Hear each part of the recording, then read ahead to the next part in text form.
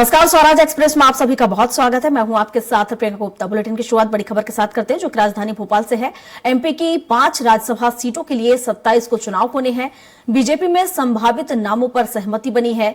राम जन्मभूमि आंदोलन से जयभान सिंह पवैया और विनोद गोटिया, अनुसूचित जाति मोर्चा के लाल सिंह आर, पूर्व मंत्री उमाशंकर गुप्ता और रंजना बघेल, राज्य महिला आयोग की पूर्व अध्यक्ष लता वानखेड़े संभावित नामों पर चुनाव समिति एक बार फिर चर्चा करेगी।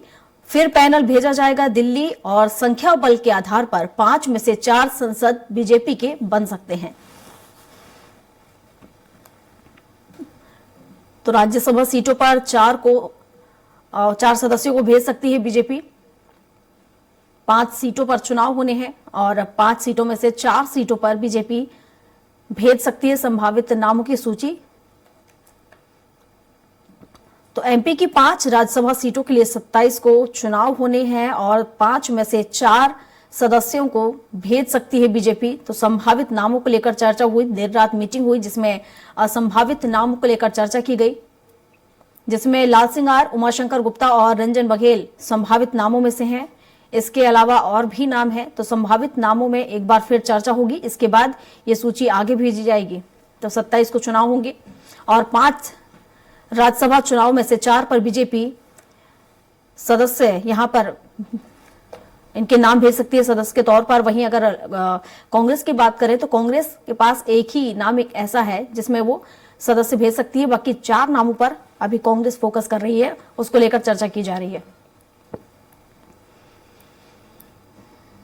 तो 4 राज्यसभा सीटों पर भाजपा की स्थिति मजबूत नजर आ रही है। 4 नाम ऐसे हैं जो जीत दर्ज कर सकते हैं, जिसको लेकर चर्चा भी की गई है। और इस पर विस्तार से जानकारी के साथ दुर्गेश गुप्ता हमारे साथ हमारे सहयोगी लाइव जुड़ चुके हैं। दुर्गेश, कल देर रात मीटिंग हुई है भाजपा कार्यालय में और राज्यसभा सीटों के लिए संभावित नामों पर चर्चा हुई है। क्या कुछ अपडेट इसको लेकर?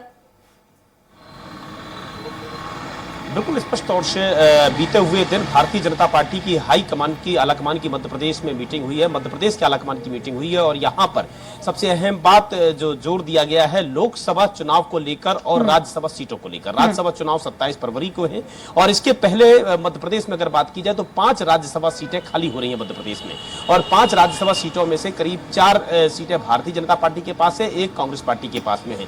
इन 4 सीटों में भारतीय जनता पार्टी का मंथन हुआ है और इन 4 सीटों को लेकर यह मंथन किया गया है कि अब जाने वाले जो राज्यसभा सांसद होंगे उनको लेकर भारतीय जनता पार्टी किनको अपना कैंडिडेट बनाती है, इसको लेकर देर रात मंथन चल रहा था, जिसमें कई वरिष्ठ नेता, कई दिग्गज नेताओं के नाम निकलकर सामने आ रहे थे, जिनमें से कुछ जयभान सिंह पवैया हैं, उमाशंकर गुप्ता हैं। इन लोगों के नामों पर चर्चा चलाई जा रही थी कि इन लोगों के नामों पर भी चर्चा की जा सकती है, राज्यसभा का कैंडिडेट इनको बनाया जा सकता है। जी अभी दुर्गेश, ये भी कहा जा रहा है कि एक बार और इन नामों को लेकर चर्चा होगी, उसके बाद आगे इन नामों को भेजा जाएगा। बिल्कुल स्पष्ट तौर से भारतीय जनता पार्टी की कल यह राज्यसभा कैंडिडेट को लेकर पहली बैठक थी। उसके बाद अब भारतीय जनता पार्टी की और एक बार और बैठक आयोजित की जाएगी और इस बैठक पर राज्यसभा कैंडिडेट को लेकर चर्चा की जाएगी। उसके बाद में जो निचोड़ निकलकर सामने आएगा उसको दिल्ली के आलाकमान नेताओं के सामने उनके नाम रखे जाएंगे।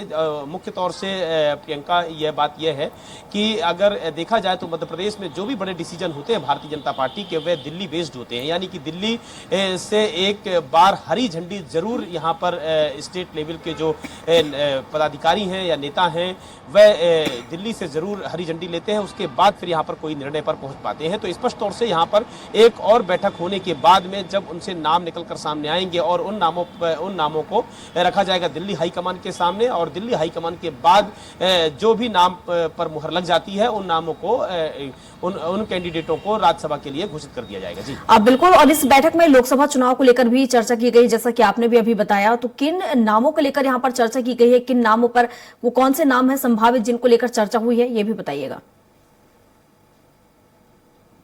बिल्कुल स्पष्ट तौर से प्रियंका, देखा जाए तो बीते हुए दिन लोकसभा चुनाव को लेकर भी यह बैठक की गई थी और मुख्य तौर से देखा जाए तो कुछ ही समय बाद मध्य प्रदेश में लोकसभा चुनाव, पूरे देश में ही लोकसभा चुनाव होना है, जिसमें से मध्य प्रदेश की करीब 29 सीटों में लोकसभा कैंडिडेट को लेकर चर्चा की गई थी कि उनमें भारतीय जनता पार्टी की तरफ से किन प्रत्याशियों को यहाँ मध्य प्रदेश में उतारा जाएगा और इसको लेकर भी चर्चा की गई थी। सबसे अहम बात यह है कि इस बार भारतीय जनता पार्टी कुछ ऐसे नाम निकलकर सामने आ सकते हैं भारतीय जनता पार्टी की तरफ से कि जो चौंका देने वाले होंगे। जिस तरीके से हमने देखा कि तत्कालीन विधानसभा चुनाव में भारतीय जनता पार्टी ने प्रत्याशियों जो मैदान में प्रत्याशियों को उतारा था वह काफी चौंका देने वाले नाम थे। और उसी तर्ज पर लोकसभा चुनाव को लेकर लोकसभा सीटों को लेकर भी मध्य प्रदेश में कई काफी चौंका देने वाले नामों का ऐलान भारतीय जनता पार्टी कर सकती है। बिल्कुल दुर्गेश, और विधानसभा चुनाव में जैसा कि हमने देखा है कि कई चौंकाने वाले नाम जैसे कि नए नामों को भी शामिल किया गया था, तो क्या हम देखें तो लोकसभा चुनाव में भी नए नाम देखने को मिल सकते हैं?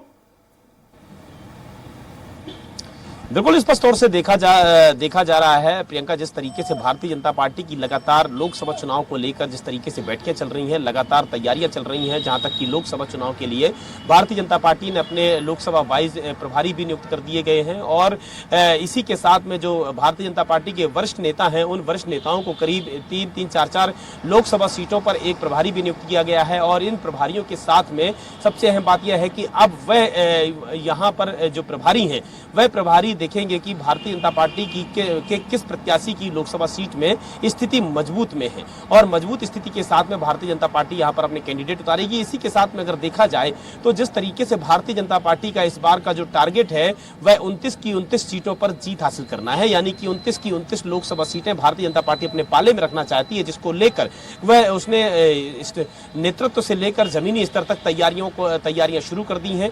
लोकसभा प्रभारी बना दिए गए हैं, बूथ प्रभारी बना दिए गए हैं, और इसी के साथ में अब गांव चलो अभियान के भी भारतीय जनता पार्टी अभियान चलाने जा रही है, जिसमें जो नेता हैं या वरिष्ठ नेता हैं वह गांव में जाएंगे और एक रात रुकेंगे, गांव के लोगों को अपनी विचारधारा से जोड़ेंगे।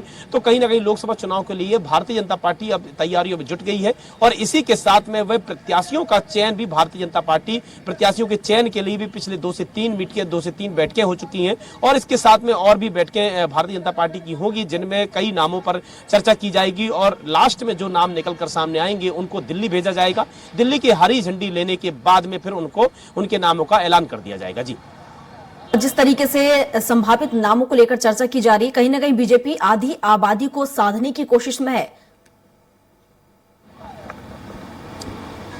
बिल्कुल स्पष्ट तौर से कहा जा सकता है। जिस तरीके से अगर बात की जाए भारतीय जनता पार्टी की, तो जिस तरीके से भारतीय जनता पार्टी ने विधानसभा चुनाव के ठीक पहले लाडली बहना योजना की घोषणा की थी, और लाडली बहना योजना यानी कि मध्य प्रदेश की आधी आबादी महिला वोट बैंक को साधना, और इसी तारतम्य में लाडली बहना योजना भारतीय जनता पार्टी ने अभी तक बंद भी नहीं की, यानी कि लोकसभा चुनाव के ठीक पहले तक जो लाडली बहनों को इस योजना का लाभ मिल पा रहा, यानी कि मध्य प्रदेश की आधी आबादी महिला वर्ग का वोट सीधे तौर से भारतीय जनता पार्टी अपने पाले में लेने की तैयारी में है। इसके अलावा अगर बात की जाए तो युवा वर्ग पर भी भारतीय जनता पार्टी का विशेष तौर से फोकस है, यानी कि भारतीय जनता पार्टी युवाओं के लिए भी कई योजनाएं लेकर आ रही है, जिसमें बेरोजगारी से रोजगार मुहैया करवाने से लेकर बेरोजगारी खत्म करने तक के मुद्दे भारतीय जनता पार्टी काम कर रही है। और इसी के साथ में युवाओं को रोजगार के नए अवसर देने के लिए भारतीय जनता पार्टी के जो मौजूदा मुख्यमंत्री मोहन यादव हैं, युवाओं के लिए कई रणनीति बना रहे हैं, कई रणनीति तैयार की जा रही है। यहाँ पर उद्योगपतियों को बुलाया जा रहा है, उद्योगपतियों के साथ में युवाओं का कोलैबोरेशन कराया जा रहा है,